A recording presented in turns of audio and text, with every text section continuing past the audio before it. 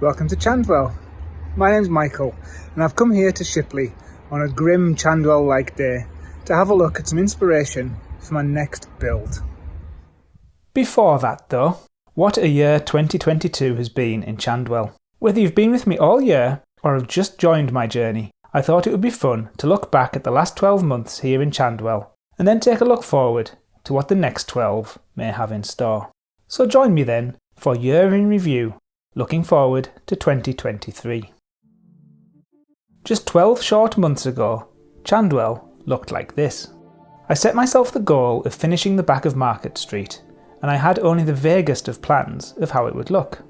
Over the course of 24 videos, I shared with you my progress as I made my way down the hill. Market Street was not without its challenges. Tricky roofs seemed to crop up often. We had this curving eyebrow window, which I was only partially successful in making, and the obscure angle of the Poor Law building at the bottom of the hill meant that there were different depths of roof right the way across the whole building. In January, I tried to make an N-gauge fire escape out of acetate and paper. It was an eye strain, and I had to try again to get it right, but I got there in the end. It's not as crisp as a laser cut or 3D printed component, but I made it myself at no cost, and it suits the shabby overall look of Chandwell really nicely. I ended up making another one in June, and then I refined my technique a bit when it came to the signal box steps in August. A chance visit to Shipley in February inspired me to recreate the brutal fluid nightclub in its maw of years as Pocket's Pool Hall. It's an eyesore of a building, and there was quite a lot of debate in my video comments about whether I was doing the right thing to include it here. But I'm so glad I did. It's become one of my favourite buildings on the layout, and it is a bit of a Chandwell icon. It is, after all, where Jack the Breeze Sharpney won the Northern Under-21s Cup in 1987, before drunkenly climbing Rosebeck Bridge and needing to be rescued. I followed on my brutalist theme when I built Riding's house in March. A lovely example of 1960s architecture, I agonised for a while about whether I had made it too small, or worse, everything else too big. It just looks small. It took a trip to Bradford to compare relative building sizes to convince me that not only was I right, but it was prototypically placed too. I explored the sense of scale a little more with Liam from the Deansbury Town channel, when we each swapped scales and made the same model for each other's layout. The one I made for Liam was far too big, it dwarfed the buildings he'd already made.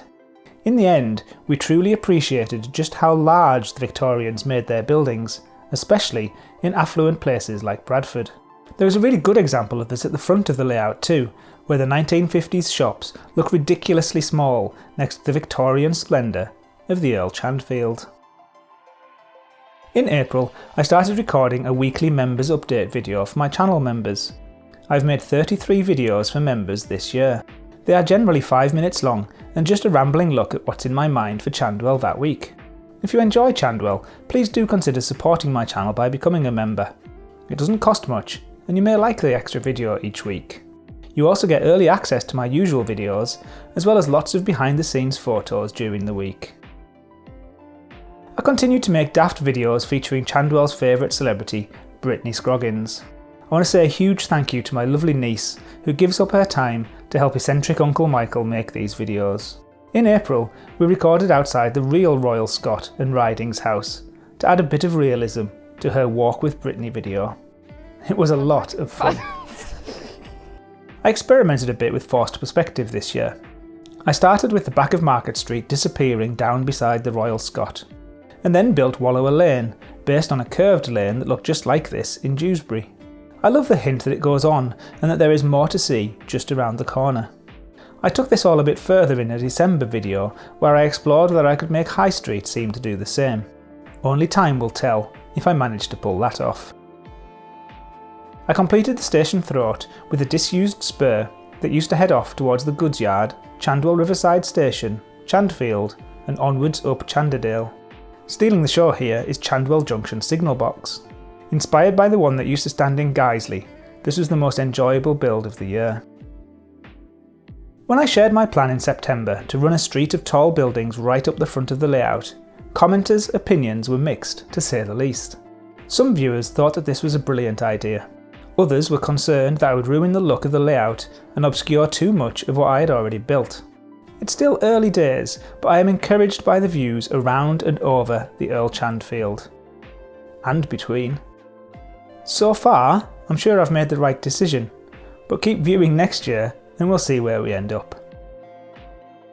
2022 was the year where I could finally take photographs of Chandwell and not have any visible gaps in the model in shot. Photos from beside the Earl Chandfield and down the station platforms are especially good. I think the layout is finally starting to take on the feeling of a real West Yorkshire railway town. Away from the layout, I've been humbled by the growing sense of community that surrounds my YouTube channel. Every video gets loads of comments, and regular commenters appear week after week with their regular styles. I read and appreciate every one of your comments, from the simple encouragement to the ones packed with constructive feedback and ideas, to the simply hilarious. One viewer took the time to mock up a modern day Wikipedia article about Chandwell the town, and then another about Dame Flora Turpin, and something I would love to share more widely next year. At around the same time, another viewer sent me the fictional history of Upper Chanderdale and the imagined role of Chandwell in the Civil War. Chandwell's always felt like a real place to me, but obviously it must do to some others too. But most touching of all was a letter and a gift I received just 2 weeks ago. The Ipswich Recreate Train group sent me a letter to say how much they enjoyed watching Chandwell every week. They tell me that they meet every week to work on their ON30 layout with volunteer Ian and run trains. Ian's Thomas and Harry Potter 00 models have been a favourite of theirs. Each member of the group has weathered a wagon for me. They told me that one of their dads used to work at the now closed wagon workshop in Ipswich, and they thought that perhaps they could be passing on their way through Chandwell. I was very touched by your kind words, and here is a train of your wagons making its way from Ipswich to Pig Hill Yard, reversing in the station. They're right, we do like seeing how Chandwell is coming. Now we have painted these Engage wagons, we really know how small you work, and think you do a really good job. Thank you so much. That's a wonderful gift to receive, and it really means a lot. So what's coming next year?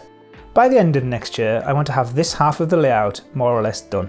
This means that High Street will be complete from the back scene to the front, and Station Road will be done from the Earl Chandfield right up to the station. I'll be starting with a Shipley landmark. Shipley Indoor Market and its iconic Brutalist Tower was opened in 1961 by Bruce Forsyth. This entire 60s precinct is such an inspiration, and it really does feel like Chandwell.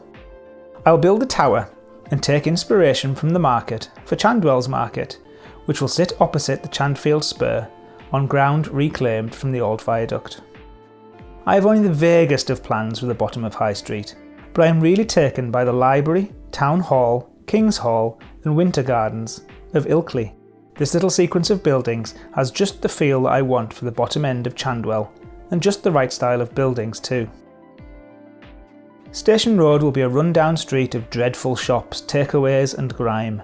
This lower section has been measured out to fit this little sequence of buildings, again from Shipley. I like the hodgepodge sequence and this completely random tall tower. Again, it's very Chandwell.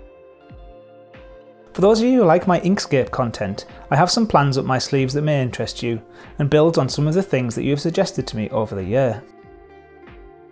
I'm about ready to release this Chandwell website, which details everything about the history of Chandwell.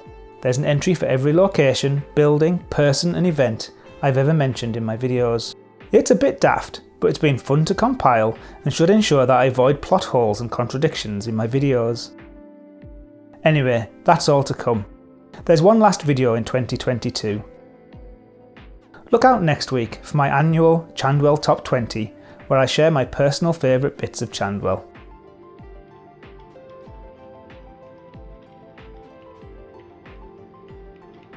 There's no talking in that one, so for now then I will say thank you for your comments and your likes, thank you for your super thanks and for your memberships, but most of all, thank you for watching in 2022.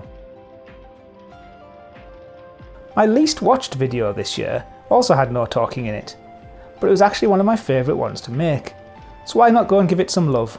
Go over and watch this video on stonework detail. If you're interested more in learning about channel memberships, you can click this silver button. But for now, have a wonderful Christmas time, take care, and I'll see you next year.